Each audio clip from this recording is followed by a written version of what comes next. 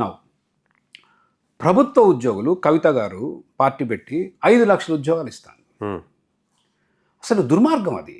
ప్రభుత్వ ఉద్యోగాల ద్వారా ఉపాధి సృష్టించలేము. అక్కడ 20 లక్షలు అంటున్నారు ఆంధ్రప్రదేశ్లో. That is what I'm saying. ఎక్కడి నుంచి వస్తాయి అసలు మనకు? ఇప్పుడు ఆవిడ 5 లక్షల ఉద్యోగాలు ఎల్కేజీ నుంచి రాకెట్ సైంటిస్ట్ మీరేం చేయబోతున్నారో వినండి సార్ ఒక్క నిమిషం. రాకెట్ సైంటిస్ట్ అయితే నేను డబ్బులు ఇస్తా అంటుంది. ఎక్కడి నుంచి వస్తాయి డబ్బులు? ప్రజలే కదా ఇచ్చేది. అవును. అండ్ ప్రజలే తీసుకొని ప్రజలిస్తున్నా మీ దగ్గర ఉన్నాయి లేవు కదా.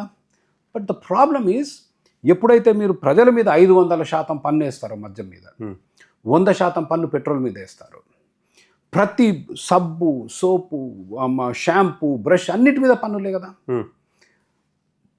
ఆ పన్నులే మీరు మళ్ళీ ఇస్తున్నారు. సో దేశం అభివృద్ధి చెందాలి అంటే మనం 1990లో వచ్చిన మార్పులు ఏంటి అంటే, ఇందిరాగాంధీ గారు ఉన్నప్పుడు విఎస్ఆర్ గారు 10 లక్షలు సంపాదిస్తే 10,50,000 పన్ను కట్టాలి.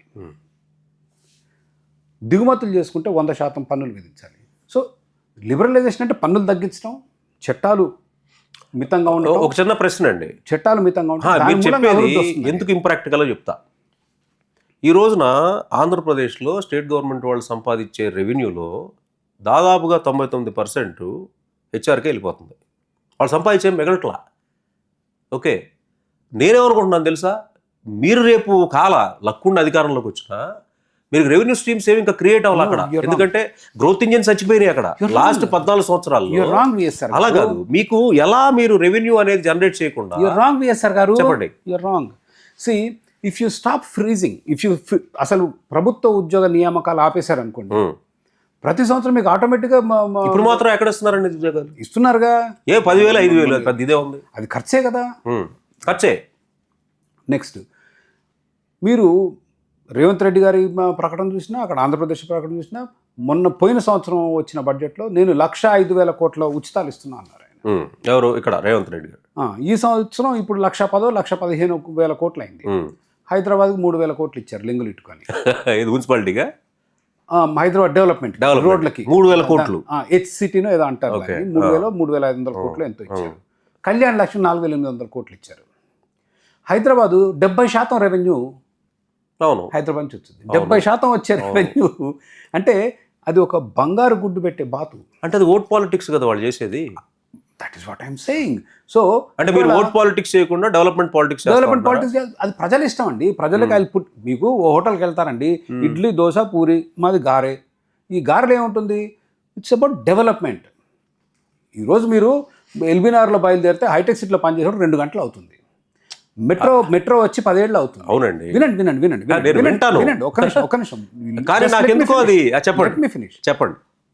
మీరు కళ్యాణ లక్ష్మికి 4,000-5,000 కోట్లు ఏంటి, కేసీఆర్ కిట్లు, పిల్లలు పుడితే డబ్బులు, పిల్లలు చచ్చిపోతే డబ్బులు, మహిళ అయితే డబ్బులు, ఆర్టీసీ డబ్బులు, సిలిండర్ డబ్బులు. ఏంటిది విఎస్ఆర్ గారు? ఈ దేశం అభివృద్ధి చెందాలంటే నేను చెప్పేది ఒకటే మార్గం, ఇంకో మార్గం లేదు. దీనికి ఆధారాలు ఏంటంటే 78 సంవత్సరాలు ఈ దేశం ఎట్లా తయారైందో మనం చూస్తే. ఎన్ని సంవత్సరాలు పడుతుంది మీరు ఇప్పుడు స్టార్ట్ చేస్తే ఈ మార్పు? ఐ డోంట్ నో ఎంత వేగంగా చేస్తాం అనేది.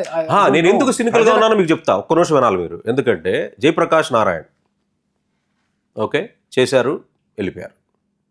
తర్వాత లక్ష్మీనారాయణ అసలు ఏం చేయకుండానే ఆయన పారిపోయాడు రాజకీయం. ఆయనకు అసలు దీంట్లో అయిపోయింది. పవన్ కళ్యాణ్ మార్పు తీసుకొస్తా అన్నాడు. మార్పు తీస్తాడు. అది కాదు, ఆయన ఐడియాలజీ చాలా స్ట్రాంగ్ గా స్టార్ట్ చేశాడు. కానీ ఇప్పుడు చూస్తే సపరేట్ మాడదాం. అది ఐడియాలజీ స్ట్రాంగ్ గా స్టార్ట్ చేసినప్పుడు, కానీ ఐడియాలజీ అలైన్మెంట్ లేదు. He has become like at another తోక పార్టీగా తయారైపోయాడు. ఎంతో మంది వస్తున్నారు, ఎంతో మంది వెళ్ళిపోతున్నారు. చాలా మంచి ఆలోచనతోనే వస్తున్నారు.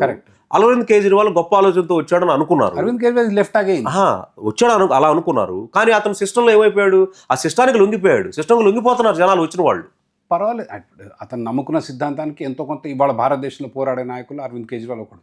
బట్ నేను ఆన్ ద అదర్ సైడ్, నేను అరవింద్ కేజ్రీవాల్ లాంటి సిద్ధాంతాలు తీసుకొచ్చేవాడిని కాదు.